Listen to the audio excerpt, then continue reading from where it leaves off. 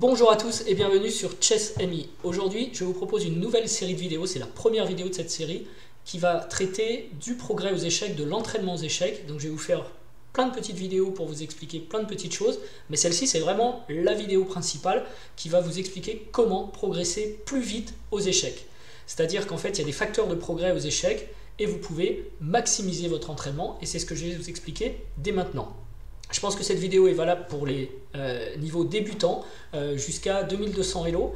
Et ce que je vous présente dans cette vidéo, le plan d'entraînement type en fait, que vous verrez à la fin, repose sur ce que j'ai fait moi-même, pour moi-même. Alors je vous montre juste en 2 ans, en reprenant les échecs à presque 50 ans, ce qui s'est passé. Et pour ça, je veux prendre en exemple le tournoi de Bois-Colombes, auquel j'ai participé en 2017.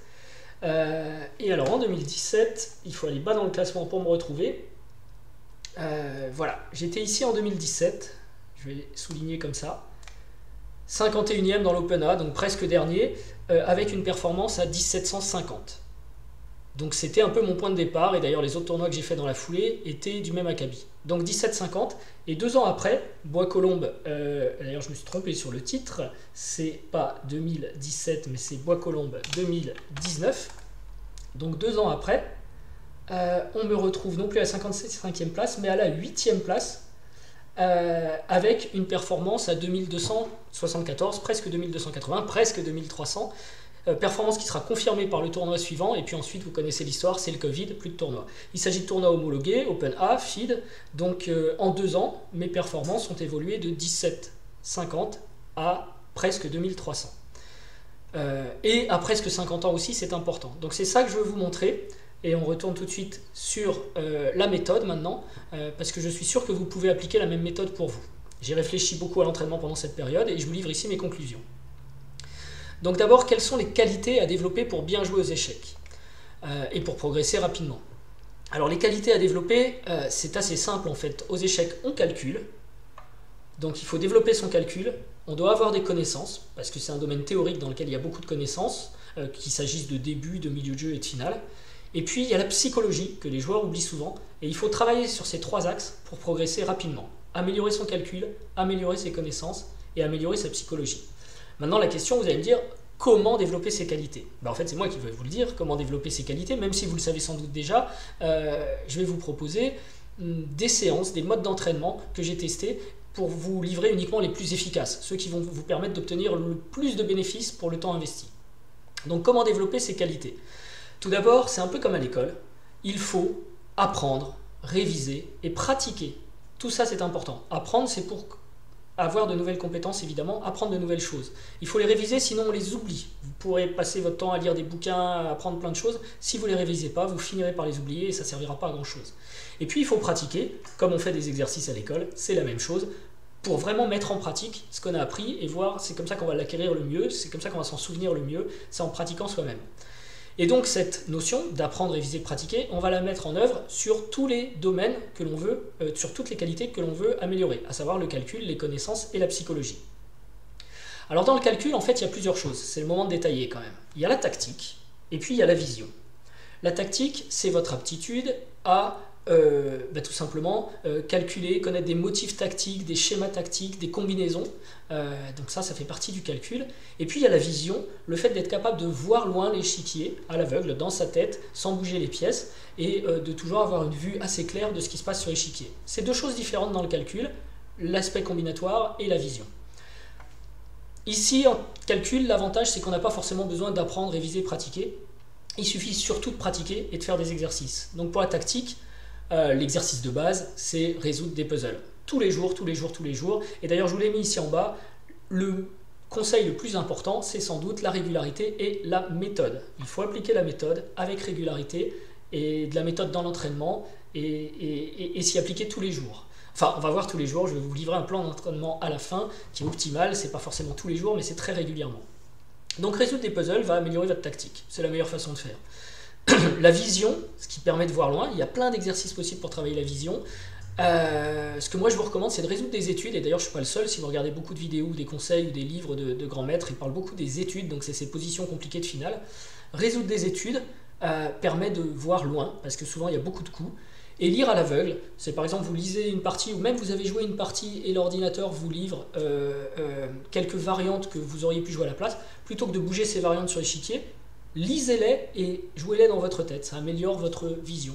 Donc vous pouvez regarder aussi une partie dans un bouquin et tout ce qui est variante, vous le faites dans votre tête. Ça améliore votre vision. Et vous le faites vraiment, vous essayez de voir vraiment la variante et vous lisez jusqu'à ce que ça devienne clair, vous y prenez à plusieurs fois.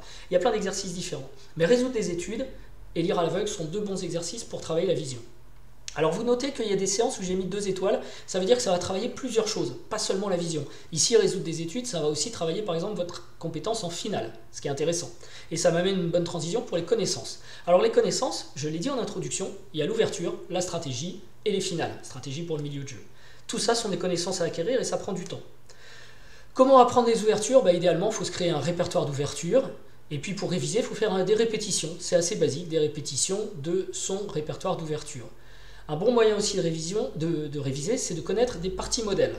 Donc vous identifiez des parties modèles sur votre répertoire et vous apprenez et vous répétez régulièrement ces parties modèles. 2 étoiles ici parce que ça vous fera travailler votre ouverture, mais sans doute aussi votre connaissance du milieu de jeu, de la stratégie associée à votre ouverture.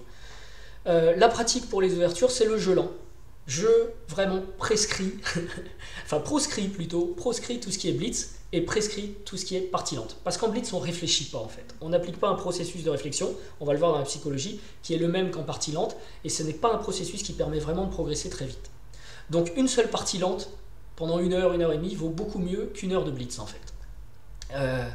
Ivan Tchouk aussi dit que c'est très mauvais de faire du blitz, etc. Enfin, c'est assez logique aussi. Dans le jeu lent, vous allez devoir appliquer la psychologie, ce qu'on va voir, donc réfléchir à votre processus, appliquer le bon mode de pensée, donc c'est double bénéfice.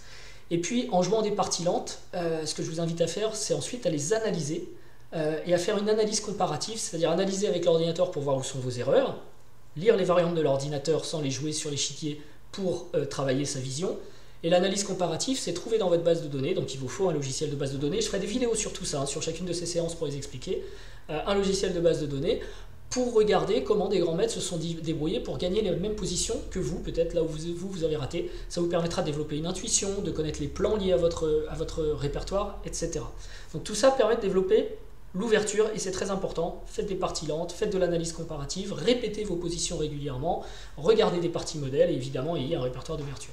Sur la stratégie, il n'y a pas 36 façons, il y a des règles de jeu aux échecs qu'il faut apprendre en regardant des vidéos ou en lisant des livres. Alors moi je préfère les livres, mais bon, les vidéos, attention parce qu'on peut être un peu passif. Il faut étudier en tout cas, étudier tous les domaines, les structures de pions, les pions doublés, les pions isolés, la domination du fou sur le cavalier, la domination du cavalier sur le fou, etc. Donc il faut étudier tous les thèmes stratégiques. Pour s'en souvenir, il faut essayer d'identifier aussi des parties modèles ici. Donc les parties modèles, c'est tout simple, vous voyez une partie qui vous semble évidente. Il faut comment les choisir, c'est ça aussi, il faut trouver une partie qui vous parle. Donc vous regardez une partie, peut-être dans un exemple, dans un bouquin sur un domaine stratégique, et vous trouvez que c'est vraiment explicite, vous comprenez bien l'exemple, enregistrez-le dans votre base de parties modèles, donnez-lui le petit nom associé au principe stratégique illustré, par exemple la domination du centre ou l'avantage d'espace, et mettez-le dans votre base de parties modèles. Et pour pratiquer, vous avez des bases d'exercices stratégiques, c'est pas mal, sur un thème donné. Et il y a un très bon exercice aussi, c'est le deviner le coup. Donc vous lancez un programme qui vous permet, ou vous le faites même en cachant la partie, de deviner le coup suivant d'une partie existante, idéalement d'une partie modèle, comme ça vous combinez le fait de travailler votre stratégie avec le fait d'apprendre vos parties modèles.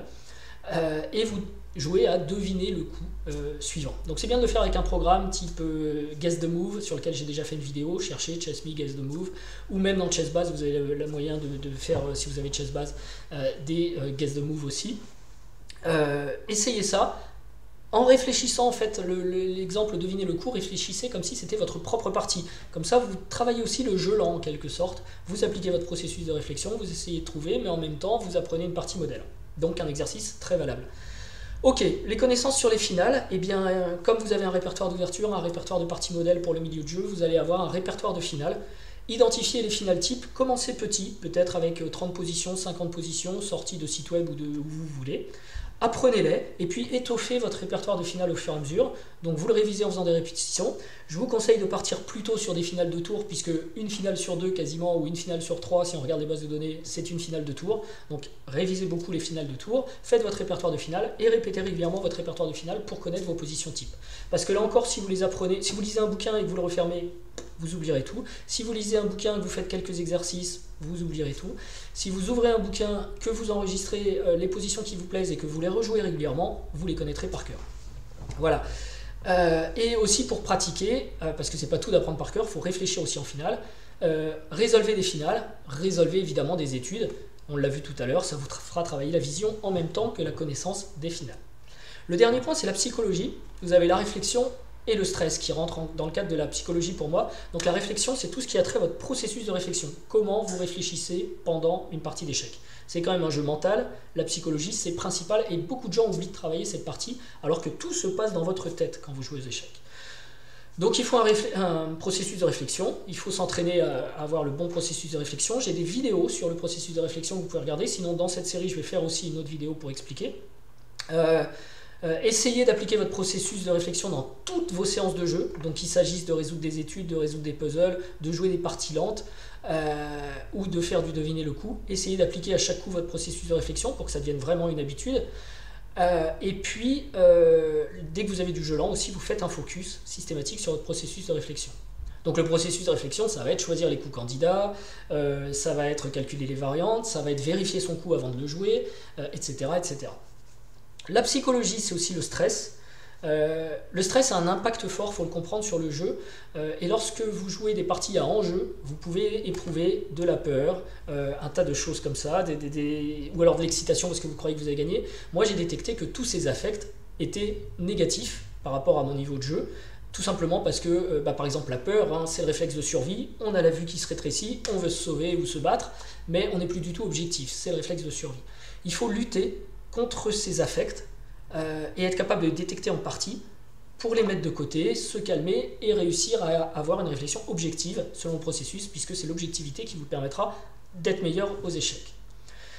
Donc il faut identifier les impacts sur son propre jeu, se définir des règles mentales d'alarme, etc. Je ferai une vidéo là-dessus pour vous expliquer.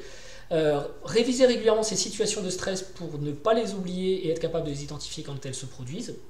Et essayer de jouer des parties en jeu contre des adversaires humains plutôt que contre l'ordinateur. Le blitz, vous voyez, il n'y a pas d'enjeu, c'est pareil, on joue un peu n'importe comment, on abandonne, c'est pas grave, on passe à la suivante. Non, non, pensez vraiment à des situations stressantes à enjeu et entraînez-vous sur ces situations pour bien gérer votre stress. Voilà. Et le tout avec régularité. Alors, du coup, si on regarde les différentes séances qui sont ici, il y en a qui sont plus efficaces que d'autres, je l'ai déjà dit. Les entraînements les plus efficaces, si on les regarde toutes, par exemple résoudre des études, ça a 4 impacts différents. Ça fait travailler la tactique parce qu'on calcule, la vision parce qu'on calcule loin, les finales parce qu'on traite sur les finales, évidemment ce sont des études, et la réflexion, parce qu'on doit appliquer son processus de réflexion. D'autres séances sont moins fructueuses, comme la répétition d'ouverture, on apprend par cœur des ouvertures, mais en fait à ce moment-là le cerveau ne joue pas aux échecs, il ne fait qu'apprendre. Voilà. Donc je vous laisse. Vous pouvez mettre sur pause et regarder les différentes séances, mais on voit quand même qu'il y en a qui sont beaucoup plus efficaces que d'autres, comme résoudre des études, comme de jouer des parties lentes contre des humains, en appliquant son processus et les règles qu'on a définies, et en traitant derrière une analyse comparative, comme je l'ai expliqué précédemment, et comme je ferai une vidéo sur le sujet encore une fois. Deviner le coup, on voit aussi que c'est très efficace. Donc sur la base de ce tableau, on peut définir un plan d'entraînement optimal où on va passer son temps non pas à être passif devant un écran à regarder des vidéos YouTube et ne pas progresser aux échecs, mais cette vidéo-là, vous fait progresser aux échecs, hein, ne vous trompez pas. Mais passez votre temps à toujours être très actif et à toujours faire travailler votre muscle échiquéen en quelque sorte dans votre cerveau. Donc le plan optimal aux échecs qui découle de ces conclusions, c'est le suivant. Un plan qui peut se décliner en 3 jours différents.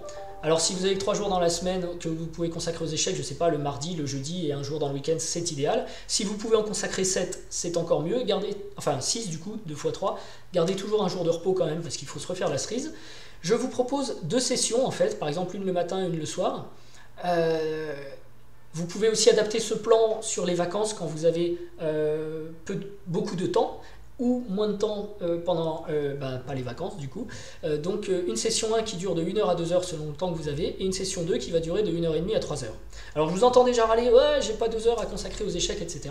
C'est un domaine difficile, et si vous n'avez pas un minimum de temps, genre 3 fois dans la semaine 2 heures, à consacrer au jeu, ça va être très dur de progresser, comme dans n'importe quel autre domaine du reste. Pour progresser, il faut quand même travailler. Ce que je vous dis là, c'est que vous obtiendrez le maximum du temps investi en bénéfice, quoi. Vous bénéficierez au maximum, ou de façon optimale, du temps investi. Donc dans la session 1, il va falloir faire des révisions et du calcul, et dans la session 2, de la pratique et de l'analyse. Pour le premier jour, c'est votre répertoire d'ouverture, donc vous apprenez vos ouvertures, vous répétez vos ouvertures, vous alimentez votre base de modèles sur les ouvertures, et vous résolvez des études, donc du calcul et des révisions. Ensuite, l'après-midi, vous jouez une partie lente avec une analyse comparative. Le deuxième jour, c'est le répertoire de finale. On a fait les ouvertures hier, on révise son répertoire de finale et on résout des puzzles. Donc pas des études, mais des combinaisons. L'après-midi, pour la partie jeu, on fait du deviner le coup, mais comme si on jouait une vraie partie, et des exercices stratégiques. Et le troisième jour, eh bien, on révise encore autre chose, on révise les parties modèles. Donc on essaye de réviser en par cœur ces parties modèles, et on résout des études parce que c'est super efficace. L'après-midi, partie lente contre un humain, en appliquant le processus, et une analyse comparative. Et là, vous avez vos 3 jours, vous avez 2 sessions à chaque fois, et vous avez vraiment le plan optimal qui vous permettra d'optimiser votre temps à l'entraînement et de progresser aux échecs. Je vous assure que si vous faites ça pendant 2 ans, il y a des chances que, comme moi, vous gagnez presque 500 Elo dans le processus.